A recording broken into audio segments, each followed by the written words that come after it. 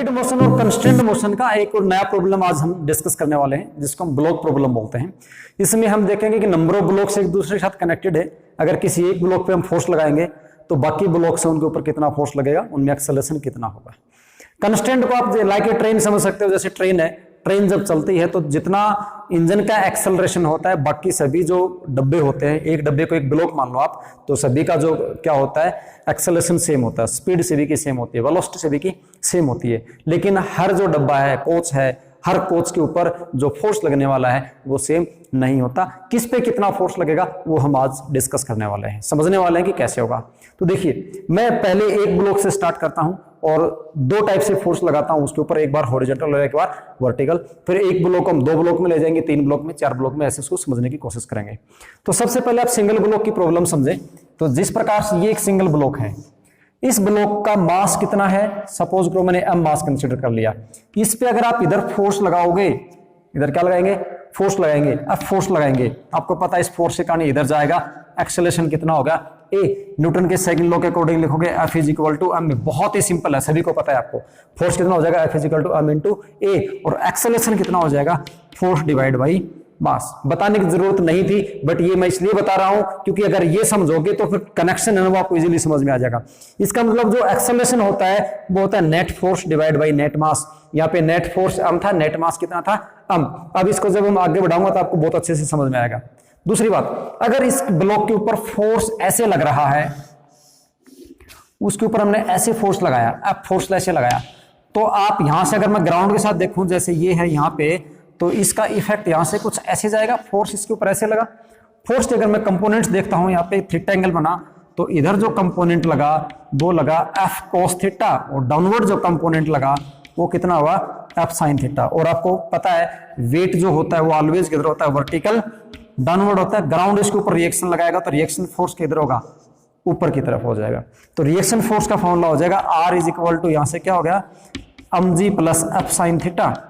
और क्योंकि इस ब्लॉक में इस टाइप का किसी प्रकार का कोई मोशन हो नहीं रहा है तो नेट बैलेंस है, तो हम इसको ऐसे लिख सकते हैं R minus mg minus F sin theta is equal to क्या है, जीरो। ये नेट क्या है, जीरो है। इसमें इस प्रकार का किसी प्रकार का कोई एक्सेलरेशन नहीं है, अप डाउन कोई मोशन नहीं है। इसका मतलब अगर फोर्स आप ऐसे लगाओगे तो फोर्स ऐसे लगाओगे तो आपको जो फॉरवर्ड मोशन मिलने वाला है वो F cos थीटा कंपोनेंट के कारण मिलेगा। दूसरा, आप इसको ऐसे भी समझिए तो पुशिंग का केस होगा। इसको हम क्या कर रहे थे, यहाँ पे पुश कर रहे थे। अगर इस ब्लॉक को इसी प्रकार से, ये ब्लॉक है और इसको आप पुल कर रहे हो, ऐसे ऐसे पुल करोगे तो आप देख रहे हो पुलिंग के दौरान एंगल यहाँ पे कितना बना, थीटा। तो ये कंपोनेंट हो जाएगा F cos थीटा और ये कंपोनेंट क्या हो जाएगा, F sin theta. Weight vertical downward है mg, नॉर्मल रिएक्शन क्या है, R। तो नॉर्मल रिएक्शन की इक्वेशन आप यहां से लिखोगे तो R इज इक्वल टू वो हो जाएगा R plus F sin theta is equal to क्या बनेगा, mg बनेगा। और R इज इक्वल टू क्या हो जाएगा, mg minus F sin theta, और इसको हम ऐसे लिख सकते हैं R plus F sin theta minus mg is equal to zero. ये नेट फोर्स जीरो है, इसका मतलब वर्टिकल डायरेक्शन में किसी प्रकार का कोई फोर्स नहीं है। इस डायरेक्शन में जो फोर्स लगेगा वो कौन सा लगेगा, F cos थीटा लगेगा। इधर जो एक्सेलरेशन हो रहा है वो F cos थीटा के कारण हो रहा है। तो इसका मास कितना है, m। तो आपके पास क्या हुआ, F cos थीटा जो है वो आया मास इंटू एक्सेलरेशन a, और एक्सेलरेशन किसके बराबर आया, एक्सेलरेशन आया F cos theta divide by mass m। और इधर भी जो एक्सेलरेशन निकालोगे, इधर भी एक्सेलरेशन कितना आएगा, F cos theta divided by m। तो फोर्स अगर किसी एंगल पे लग रहा हो तो ध्यान लेना उसका ये जो हॉरिजॉन्टल कंपोनेंट है वो हॉरिजॉन्टल कंपोनेंट हम फोर्स का लेंगे। सिंगल जो ब्लॉक था उसकी प्रॉब्लम थी। अब हम देखते हैं अगर दो ब्लॉक एक साथ हम कनेक्ट कर देते हैं तो किस प्रकार से दोनों ब्लॉक के ऊपर फोर्स कितना कितना लगेगा वो हम अब डिस्कस करने वाले हैं। तो देखिए, एक ब्लॉक ये है, इसका मास कंसीडर कर लिया मैंने m1, और दूसरा ब्लॉक ये है, इसका मास कंसीडर कर लेता हूं m2। To block problem solve करते हैं। इधर आपने इस प्रकार से फोर्स लगाया, ये फोर्स लगाया, ठीक है। इस प्रॉब्लम को सोल्व करने के दो तरीके हैं, मैं आपको दोनों वन बाय वन करके बता रहा हूं।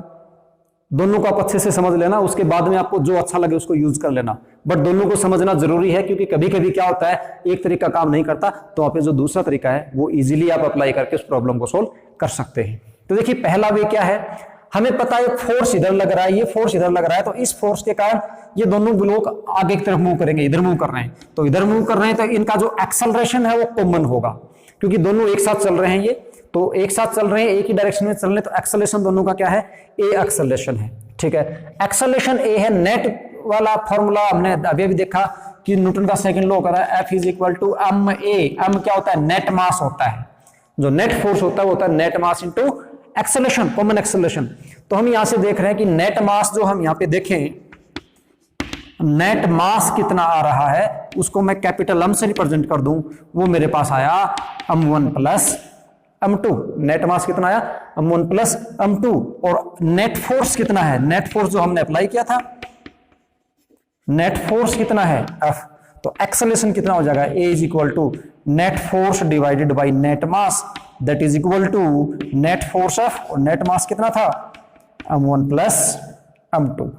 मतलब इसके अंदर जो एक्सेलरेशन है वो है F divide by m1 plus m2, इसमें जो एक्सेलरेशन है वो है F divide by m1 plus m2। अब इंडिविजुअल फोर्स निकालना है, इसके ऊपर फोर्स कितना लगा, इस पे फोर्स कितना लगा, इसके ऊपर जो फोर्स लगा, अब देखो फोर्स का जो फॉर्मूला होता है वही मास इनटू एक्सेलरेशन, तो इसका फोर्स कैसे निकलेगा, इसका मास इनटू इसका एक्सेलरेशन। अब एक्सेलरेशन ये दोनों के लिए सेम है, तो इसके फोर्स को सपोज करो मैं स्मॉल f1 से रिप्रेजेंट कर देता हूं, इसको f2 से रिप्रेजेंट कर देता हूं, तो f1 कितना आएगा, f1 इज इक्वल टू आएगा m1 इंटू ए, m1 इंटू ए, मास इंटू एक्सेलरेशन, इसका मास m1 इंटू एक्सेलरेशन a, तो वो हमारे पास कितना आया, m1 इंटू ए क्या है, f divided by net mass, capital M से रिप्रेजेंट कर रहा हूं मैं, और आप इसको कैपिटल एम नहीं तो ऐसे लिख दो m1 plus m2, m1 plus m2। और सिमिलरली F2 कितना आ जाएगा, F2 हमारे पास आ जाएगा m2f divided by m1 plus m2। इस प्रकार से आप क्या कर सकते हो, दोनों के ऊपर फोर्स निकाल सकते हो। आप देख रहे हो दोनों के ऊपर जो फोर्स लग रहा है वो अलग अलग है, बट एक्सेलरेशन दोनों का क्या है, सेम। फोर्स डिपेंड करता है इनके मास के ऊपर। ठीक है, ये हमारे पास पहला वे था। दूसरा वे क्या है इसको सोल्व करने का, उसको करने से पहले इसको आप अच्छे से समझ लो। देखो बहुत ही बेसिक कॉन्सेप्ट हमने लगाया है, फोर्स मास इंटू एक्सेलरेशन होता है। ये मास अगर सिंगल बॉडी है तो हमें ज्यादा सोचने की जरूरत नहीं होती, हम लिख देते हैं, बट यहां पे हमारे पास दो अलग अलग ब्लॉक थे, एक ये था एक ये था, तो ये जो मास है ये मुझे नेट मास लेना है इस सिस्टम का, तो नेट मास हुआ m1 प्लस m2।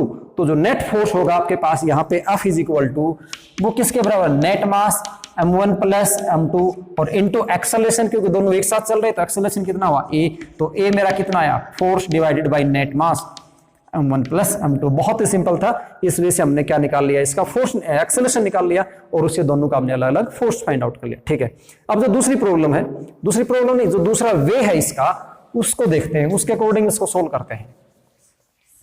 तो अब देखो टू ब्लॉक की प्रॉब्लम सोल्व करते हैं। इस प्रकार से दो ब्लॉक मान लेते हैं हम, ये पहला ब्लॉक है, इसका मास कंसिडर कर लिया मैंने m1, और ये दूसरा ब्लॉक है, इसका मास कंसिडर कर लिया हमने कितना, m2। इसके ऊपर इधर फोर्स लगा रहे हैं, इधर फोर्स कितना लगाया, F। अब इस फोर्स के कारण इन दोनों में एक्सेलरेशन आएगा, कॉमन एक्सेलरेशन आएगा, तो कॉमन एक्सेलरेशन किधर हो गया, A। दूसरा तरीका क्या था इसको सोल्व करने का, वो हम देख रहे हैं। देखो ये इधर गया, अगर ये इसके ऊपर फोर्स लगा रहा है तो ये ब्लॉक इसके ऊपर कोई ना कोई फोर्स लगाएगा, तो ये ब्लॉक इस पे जो फोर्स लगाएगा, सपोज करो उसको रिप्रेजेंट कर दिया हमने स्मॉल f से। ठीक है, अब क्योंकि ये ब्लॉक इस पे फोर्स लगा रहा है तो थर्ड लॉ के अकॉर्डिंग ये इसके ऊपर रिवर्स फोर्स लगाएगा, रिएक्शन का फोर्स लगाएगा, क्योंकि आपको पता है थर्ड लॉ क्या बोलता है कि फोर्स कभी भी सिंगल एग्जिस्ट नहीं करता, पेयर में होता है हमेशा। अगर ये इसके ऊपर फोर्स लगा रहा है तो ये इसके ऊपर भी फोर्स लगाएगा, तो ये इस पे जो उल्टा फोर्स लगाएगा वो कितना लगाएगा, इतना ही लगाएगा F। ठीक है, ऐसे जाएगा। अब मैं यहां से स्टार्ट करता हूं। अब इसकी क्योंकि ये फ्रिक्शनलेस सरफेस के ऊपर है, यहाँ पे जो सरफेस है ना वो हम ये मान के चल रहे हैं कि फ्रिक्शनलेस सरफेस है, ये किसी प्रकार का कोई फ्रिक्शन नहीं लगा रहा, तो इस ब्लॉक के ऊपर फोर्स कितना लगा, इस डायरेक्शन में, ये जो फोर्स है इसी फोर्स से आगे की तरफ जाएगा, तो इस पे जो फोर्स लगा है इस ब्लॉक के ऊपर वो कितना लगा है, F फोर्स लगा है। ये फोर्स किसके बराबर हो गया, this force F is equal to mass into acceleration, इसका मास कितना है m2, एक्सेलरेशन कितना हो गया a। इसको आप पहली इक्वेशन मान लेंगे। अब इसके ऊपर देखेंगे, इसके ऊपर ये जो फोर्स है ये बैक फोर्स लगा रहा है इधर, नेट फोर्स आप इधर लगा रहे हो, तो इसका जो एक्सेलरेशन तो इसी डायरेक्शन में है, एक्सेलरेशन तो इसका इस डायरेक्शन में है, तो इसके ऊपर जो फोर्स लगेगा वो फोर्स क्या होगा, this force minus this force. तो उसको हम क्या लिख सकते हैं, F minus F is equal to, इसका मास कितना है m1 और एक्सेलरेशन कितना हुआ a। ये क्या होगी इक्वेशन नंबर 2।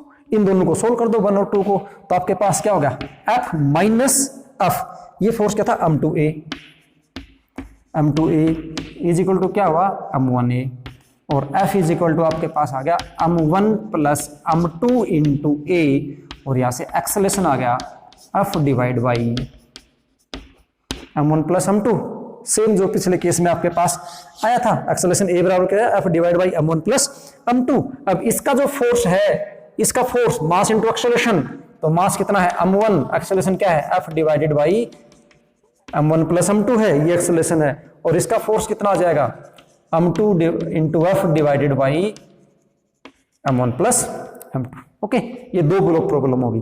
अब एक 3 ब्लॉक के लिए और सोल्व कर लेते हैं, 3 ब्लॉक वाले कर लेंगे तो फिर आपको इसका कॉन्सेप्ट अच्छे से समझ में आ जाएगा। 3 ब्लॉक के लिए कर लेते हैं।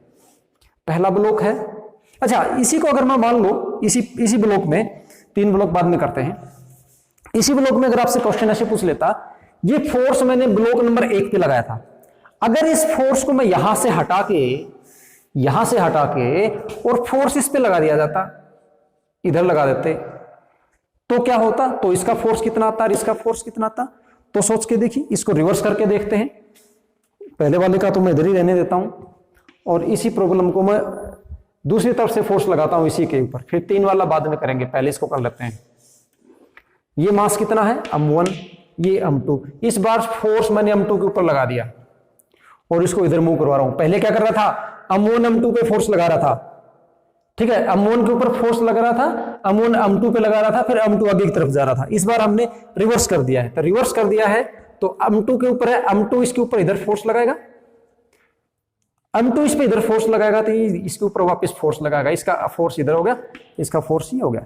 तो इस बार ये इसका जो फोर्स है F, वो किसके बराबर हो जाएगा, m1 इंटू एक्सेलरेशन तो इधर होने वाला है a, m1 इंटू क्या हो गया a, इसके ऊपर फोर्स निकालूंगा तो इस पे F फोर्स लग रहा है, F फोर्स इधर, मतलब इसके ऊपर फ्री बॉडी डायग्राम बना के देखो, इसका जो फ्री बॉडी डायग्राम बनाओगे तो इसके ऊपर ये फोर्स इधर से लग रहा है, एक फोर्स इधर से लग रहा है, इसके बावजूद ये इधर जा रहा है, इसका मतलब ये जो नेट फोर्स आएगा ये आएगा this force minus this force.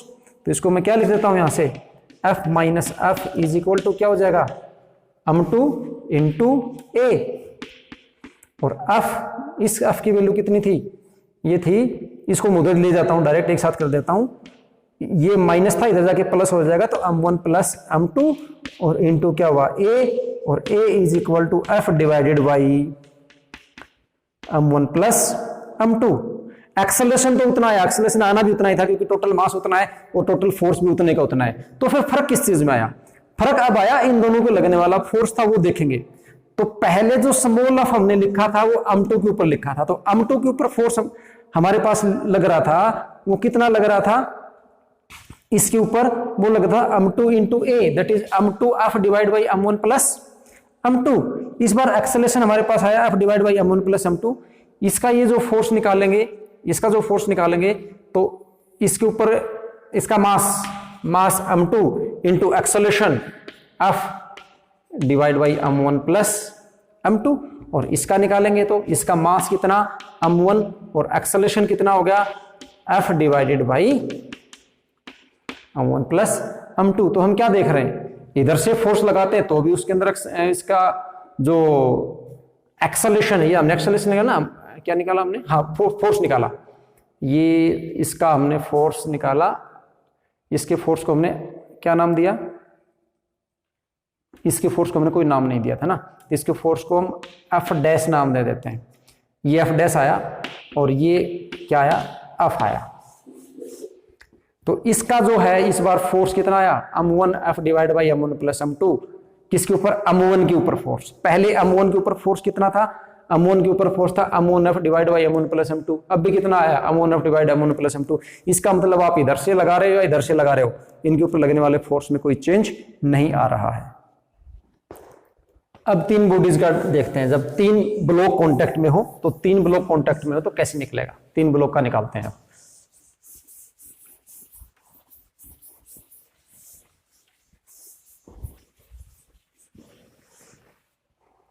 देखिए 3 ब्लॉक लेते हैं, अलग अलग मास के 3 ब्लॉक कंसीडर कर लेते हैं, M1, M2 और M3। इधर फोर्स लगा F। तो जो दूसरा तरीका था उससे निकालता हूं पहले। अगर आप सिंपल वाले तरीके से निकालोगे तो नेट मास M कितना हो जाएगा, M1 plus M2 plus M3। Net force कितना है, F net is equal to F। Acceleration A कितना आ जाएगा, net force divided by net mass, that is equal to F divided by M1 plus M2 plus कितना हो गया, M3। तो इसके ऊपर फोर्स को सपोज करो आपने F1 बोला, इसको F2 बोला और इसको क्या बोला, F3 बोला। तो इसके ऊपर फोर्स कितना हो जाएगा, M1 into acceleration, M2 into acceleration, M3 into acceleration. Easily निकाल दोगे। जो दूसरा वे था जिसको हम कर रहे थे, उससे हम कैसे करेंगे इसको। तो देखो इसने इस पे फोर्स लगाया, इधर सपोज करो F फोर्स लगाया इसने, तो ये इसके ऊपर रिएक्शन का फोर्स क्या F ही लगाएगा, ठीक। फिर इसके ऊपर जो फोर्स लगा, ये इसके ऊपर इधर कोई फोर्स लगाएगा, सपोज करो उसको मैं F डैश बोल देता हूं, उसको मैं क्या बोल दूं, F डैश। तो ये इसके ऊपर रिवर्स कौन सा फोर्स लगाएगा, F डैश ही लगाएगा। तो ये जो F डैश है, इसको इधर से कोई फोर्स नहीं मिल रहा है, मतलब इसके पूरा ब्लॉक है, इसमें किसी प्रकार का कोई फ्रिक्शन नहीं है और इधर से भी इसको कोई अपोजिंग फोर्स नहीं मिल रहा है। इसका मतलब ये जो F डैश है इधर सामने जाएगा, तो F डैश किसके बराबर है, F3 के बराबर है। और F डैश को मैं क्या लिख सकता हूं, M3 मास इंटू एक्सेलरेशन। इधर का जो इस साइड का जो कॉमन एक्सेलरेशन इन सभी का कितना है, A। तो इसको हम इस साइड से शुरू करते हैं, इधर से। तो यहां से हम क्या देखते हैं, F डैश है, F dash is equal to क्या हो जाएगा, मास इंटू एक्सेलरेशन, यह हो जाएगा M3 इंटू A। फिर इसके ऊपर जाते हैं, इसके ऊपर फोर्स जो है वो किसके बराबर रहेगा, दिस माइनस दिस, क्योंकि इसके ऊपर एक फोर्स। इसका फ्री बॉडी डायग्राम बनाओ, इसका फ्री बॉडी डायग्राम बनाते हैं। तो इस प्रकार से बनेगा, देखो ये कौन है, M2 है। M2 के ऊपर इधर फोर्स कौन लग रहा है, F। इधर फोर्स कौन लग रहा है, F डैश। इसके बावजूद ये इधर जा रहा है, इसी डायरेक्शन में जा रहा है, तो इसको मैंने क्या नाम दिया, F2 नाम दिया। तो इसके ऊपर जो फोर्स है F2, उसको मैं क्या लिख सकता हूं, this force minus this force, क्योंकि इधर जा रहा है ना, तो ये ज्यादा है, this minus this is equal to mass into acceleration. तो इसको मैं लिख सकता हूं F minus F dash is equal to M2 into A, ठीक है। अब इसके ऊपर आ जाओ, अगर इसका हम फ्री बॉडी डायग्राम बनाते हैं, ये मास है M1, इसके ऊपर इधर फोर्स जो लग रहा है वो फोर्स कितना लग रहा है, कैपिटल F। इधर जो फोर्स लग रहा है इसके ऊपर क्या लग रहा है, और इसके बावजूद इधर जा रहा है, और इसके फोर्स को मैंने क्या नाम दिया था, F1 नाम दिया था। तो इसकी इक्वेशन लिखोगे, ये हो जाएगा this force minus this force, F minus F is equal to it's mass and acceleration A। Okay, ठीक है। तो अब हमारे पास यहां से क्या होता है, ये इस प्रकार से है। अब आपको निकालना क्या है, एक्सेलरेशन निकालना है। इसका क्या निकालना, नेट एक्सेलरेशन। तो कैसे निकालोगे एक्सेलरेशन, देखो अगर मैं इन दोनों को सोल्व करूं, इसको और इसको सोल्व करूं, इक्वेशन नंबर 1 है, इक्वेशन 2 और इक्वेशन 3, इसकी वैल्यू आप इसके अंदर रखोगे तो आपके पास जो F है वो आपके पास मिलेगा M2A, इसको उधर ले आऊंगा, प्लस कितना हो जाएगा F dash, that is equal to होगा M2A प्लस F डैश की जो वैल्यू है वो है M3A। ओके, तो F की वैल्यू जो आपके पास आई वो ये आई। अब ये वैल्यू अगर मैं क्वेश्चन नंबर 3 में रखूं तो फ्रॉम 3 से मैं क्या मिलेगा, F इज इक्वल टू हमें मिलेगा M1A, और इसको इधर लेके आएंगे तो ये हो गया plus F, that is equal to क्या हुआ, M1A प्लस M2A और प्लस कितना हुआ M3A, और F is equal to M1 plus M2 plus M3, और A आपका क्या हुआ, कॉमन हुआ यहां से, और एक्सेलरेशन A बराबर क्या हुआ, F divided by M1 plus M2 plus क्या हुआ M3। ओके, तो ऐसे करके आप एक्सेलरेशन निकाल सकते हो। इसको अच्छे से समझ लेना, कोई प्रॉब्लम वाली बात नहीं है। इसने इस पे फोर्स लगाया तो इसने इस पे फोर्स लगाया, फिर ये अगले पे फोर्स लगाएगा, इधर लगाएगा, लास्ट वाले ब्लॉक को लेके चल पड़ो आप। सबसे इजी वे है, लास्ट वाले ब्लॉक को उठाओ। लास्ट वाले ब्लॉक को इसलिए लेते हैं क्योंकि उसके ऊपर कोई अपोजिंग फोर्स नहीं है, तो लास्ट में जो भी आपके पास है वो किसके बराबर होगा, मास इंटू एक्सेलरेशन के बराबर होगा। तो लास्ट वाले ब्लॉक का फोर्स हो गया मास इंटू एक्सेलरेशन। अब सेकंड ब्लॉक का निकालेंगे तो उसका फ्री बॉडी डायग्राम हमने बनाया, इसके ऊपर इधर से फोर्स क्या लगा F, अपोजिंग फोर्स क्या लगा, जो लास्ट वाले ब्लॉक का था वो ऑफ डैश, तो नेट फोर्स इधर है, तो नेट फोर्स आया this minus this, that is mass into acceleration.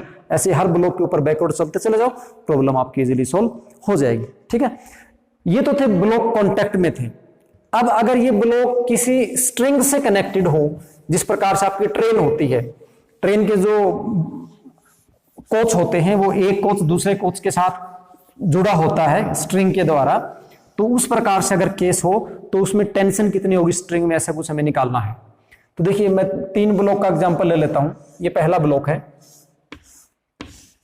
ये दूसरा ब्लॉक है और ये तीसरा ब्लॉक है। 3 ब्लॉक का समझते हैं यहां से, और इनको इस साइड से कोई एफ फोर्स लगा के इसको इधर पुल किया जा रहा है। ठीक है, अगर इस पे फोर्स एफ लगाया जाए तो इसका मास कितना होगा, m1 मान लो, इसका मास m2 मान लो, इसका मास m3 मान लो। ठीक है, इक्वल होंगे तो m1 m2 की जगह m रख देना, कोई प्रॉब्लम नहीं, आसानी से हो जाएगा। अब इसको इधर जा रहे हैं तो ये जो स्ट्रिंग में इसमें टेंशन इस प्रकार से होगी, यहां से टेंशन इधर होगी, यहां से टेंशन इधर होगी, क्योंकि एक कंस्ट्रेंट है तो यहां पे टेंशन कितनी रहने वाली है, T। तो इस टेंशन को मैं बोल देता हूं T1। टेंशन को क्या बोल दूं, T1। यहां पे देखोगे तो इस पॉइंट से टेंशन इधर होगी, इस पॉइंट से टेंशन इधर होगी, और इस टेंशन को नाम में क्या देता हूं, T2। इस स्ट्रिंग की टेंशन इसकी टेंशन बराबर होना जरूरी नहीं है। अब जरूरी नहीं है, जरूरी हो सकता है, हम नहीं बोल सकते। क्या आएगा कैसे आएगा, जब इसको सोल्व करेंगे तब आपको पता चलेगा कि बराबर होगी या नहीं होगी। ठीक है, तो देखिए कैसे करेंगे। यहां से स्टार्ट करते हैं, सभी इस डायरेक्शन में मूव कर रहे हैं, ट्रेन है ये, इसको आप इंजन मान लो, ये इंजन है, ये पहला डब्बा है, दूसरा है, तीसरा है, और सभी को ये दोनों इससे स्ट्रिंग से जुड़े हुए हैं और ये दोनों स्ट्रिंग से जुड़े हुए हैं। अब ट्रेन इसको खींच रही है तो इसके ऊपर टेंशन लग रही है, इस पे लग रही है, किस पे कितनी टेंशन लगेगी वो हम निकालने वाले हैं। तो एक्सेलरेशन सेम है, कंस्ट्रेंट है तो एक्सेलरेशन क्या है, सेम है। ठीक है, सभी का एक्सेलरेशन है सेम स्पीड से सारे इधर जा रहे हैं। तो मैं पहले यहां से स्टार्ट करता हूं, यहां से स्टार्ट करूंगा तो पहले के लिए अगर मैं फ्री बॉडी डायग्राम पहले इसका देखता हूं तो इसके ऊपर क्या रहा है, ये m1 है, क्या है ये m1, इसको एफ फोर्स से इधर खींचा जा रहा है, इसको टेंशन इधर मिल रही है, T1 टेंशन इधर मिल रही है, उसके बावजूद किधर जा रहा है, ये फॉरवर्ड डायरेक्शन में जा रहा है। तो मतलब इसके ऊपर जो फोर्स लगेगा, इसका मास इंटू एक्सेलरेशन वो होगा this force minus this tension. तो इसको मैं ऐसे लिख सकता हूं, F minus T1 is equal to हो जाएगा m1 इंटू ए। समझ रहे हो, इसके ऊपर फोर्स इधर लग रहा है, टेंशन इधर लग रही है, फोर्स इधर लग रहा है, टेंशन किधर लग रही है, इधर लग रही है, और उसके बावजूद इसका एक्सेलरेशन किधर, इस डायरेक्शन में है। तो मास इंटू एक्सेलरेशन, इसके ऊपर नेट फोर्स आ जाएगा। इसका फोर्स इधर कितना हो गया, इट्स मास इंटू एक्सेलरेशन। ये डब्बा भी इधर जा रहा है तो इसके ऊपर भी फोर्स कितना हो जाएगा, m2 इंटू ए। ये भी इधर जा रहा है तो इसका भी कितना हो जाएगा, m3 इंटू ए। पहली क्वेश्चन आ गई। अब इसके लिए देखते हैं, इसको ये जो स्ट्रिंग में टेंशन थी ये इधर से आगे की तरफ खींच रही है, दूसरा डब्बा इसको पीछे की तरफ खींच रहा है। तो इसकी जो फ्री बॉडी डायग्राम बनाओगे, इसका कुछ इस प्रकार से बनेगा। इधर आपके पास क्या है, T1, और बैकवर्ड क्या मिल रहा है इसको, T2, और मास कितना है इसका, m2। तो इसको इधर फोर्स मिल रहा था कितना, m1a, इसको इधर फोर्स मिल रहा है कितना, m2a। तो इसकी इक्वेशन हम कैसे लिख सकते हैं, ये लिख सकते हैं T1 minus T2 is equal to m2a। और सिमिलरली इसके लिए क्या लिखेंगे, इसको बैकवर्ड तो खींचने वाला कोई है नहीं, फ्रिक्शन को हम नेग्लेक्ट कर रहे हैं, फ्रिक्शन को 0 मान रहे हैं, इसको मतलब इधर ही जा रहा है, इसको मतलब यहां से जो T2 है इधर, वो किसके बराबर हुआ, m3a के बराबर हुआ। अब इन सभी को सोल्व कर देते हैं, इसकी वैल्यू इसमें रख देते हैं, इसकी वैल्यू इसमें रख देते हैं। तो इनको जब सोल्व करोगे, ये वैल्यू इसमें रखोगे तो T1 इज इक्वल टू आपके पास आएगा m2a, ये इधर आके प्लस होना था, T2 की वैल्यू है m3a, तो प्लस कितना हो जाएगा, m3a। ये वैल्यू जब इसमें रखेंगे तो f की वैल्यू कितनी हो जाएगी, m1a, ये उधर जाके प्लस का होना था तो प्लस T1 की वैल्यू कितनी है, m2a प्लस m3a। और नेट फोर्स यहां से आप देखोगे, f आपके पास कितना आया, m1 plus m2 plus m3 into a। ये तो वैसे ही आ गया जैसे सारे ब्लॉक किसमें थे, कॉन्टेक्ट में थे, तो तब भी तो ऐसा ही आ रहा था ना। एक बात ध्यान देना, यहाँ पे ये जो स्ट्रिंग है, इसको हमने मास लेस कंसिडर किया है। कैसे कंसिडर किया है, मास लेस कंसिडर किया है, इसलिए इसके अंदर यहां इसके मास के कारण जो भी फोर्स लगने वाला था कि अगर इसका कोई मास होता तो इसके ऊपर भी फोर्स लगता तो वो सारे सिस्टम को अफेक्ट करता। तो स्ट्रिंग को हमने मासलेस कंसीडर किया है, बीच में जो कनेक्टिंग स्ट्रिंग है उसको अगर आप मासलेस कंसीडर करते हो तो ये जो नेट फोर्स है ये फोर्स आएगा m1 plus m2 plus m3 into ए। तो उस दौरान इस नेट फोर्स को क्या लिख सकते हैं, m1 plus m2 plus m3 into a. Okay, तो यहां से आप क्या देखोगे, T1 की जो वैल्यू आपके, T2 की वैल्यू आपके पास क्या आई, m3 इंटू ए आई। तो T2 टेंशन कितनी हुई, T2 आपके पास हुई m3 into A F divided by m1 plus m2 plus m3। और T1 कितनी आई, T1 के लिए आपके पास क्या था, T1 निकालूंगा तो T2 इधर आ जाएगा, m2a, T1 हमने यहां से निकाली भी थी, T1 आया m2a प्लस m3a, मतलब वो आया m2 प्लस m3 इंटू ए का वैल्यू क्या है आपके पास, f divided by m1 plus m2 plus m3। तो यहां से आप देख पा रहे होगे कि टेंशन बराबर नहीं है। सबसे ज्यादा टेंशन किसके अंदर है, सबसे ज्यादा टेंशन है T1 के अंदर, और कम किसके अंदर है, T2। और आप सिंपली ऐसे देख रहे हो T1 के अंदर टेंशन ज्यादा इसलिए है क्योंकि T1 को m2 और m3 जो मास है उसको पुल करना है, तो इसलिए इसके ऊपर ज्यादा टेंशन आने वाली है। और T2 है, T2 को ओनली m3 मास को पुल करना है, तो इसलिए इसके अंदर जो टेंशन है वो कम आने वाली है। ठीक है, इसको आप इजीली ऐसे समझ जाएंगे। अगर मान लीजिए ये फोर्स ऐसे नहीं है, ऐसे नहीं लग रहा था, अगर किसी पॉइंट पर कहे कि फोर्स ऐसे लगा हुआ है और यहाँ पे एंगल दे दिया आपको 45 डिग्री, तो उस केस में क्या करोगे, तो आपको जैसे स्टार्टिंग में बताया था उस दौरान आपको ये जो है ना f cos 45 that is equal to f by root 2, ये वैल्यू लेनी है फोर्स की, ये फोर्स नहीं लेना, उसका कौन सा कंपोनेंट लेना है, कोस कंपोनेंट लेना है। तो ऐसे करके आप इस प्रॉब्लम को सोल्व कर सकते हैं। इसमें एक कनेक्टेड मोशन में जो हमारी लास्ट क्लास थी, उससे पहले वाली क्लास, उसमें हमने एटूड मशीन का एक सिंपल केस पढ़ा था इस प्रकार से, जिसमें हमने सिंगल मास लिया था। ठीक है, ये हमारी सेकंड क्लास है। जो थर्ड क्लास आने वाली है इसमें इसका मल्टीपल पुली का, और इस पुली के अंदर जो मल्टीपल मासेज हैं इस प्रकार से, उन मासेज को हैंग करके जो एक्सेलेरेशन वगैरह है, यहाँ टेंशन वगैरह है, वो निकालने वाले हैं। तो वो ये आप अच्छे से समझ लेंगे तो उसको समझने में आपको और ज्यादा आसानी हो जाएगी। इसको हम बाद में करेंगे। तो स्टेप बाय स्टेप चल रहे हैं, पहले थोड़ा सा आसान, फिर थोड़ा मुश्किल, फिर थोड़ा और मुश्किल करेंगे। तो लास्ट वाला जो है मुश्किल होने के बावजूद भी आपको मुश्किल नहीं लगेगा। इसलिए पहले इसको आसानी से समझ लें, इजीली समझ लें, अच्छे से समझ लें, फिर आपको जो लास्ट वाला है, जो थोड़ा मुश्किल टॉपिक आने वाले हैं, वो आपको इजीली समझ में आ जाएंगे।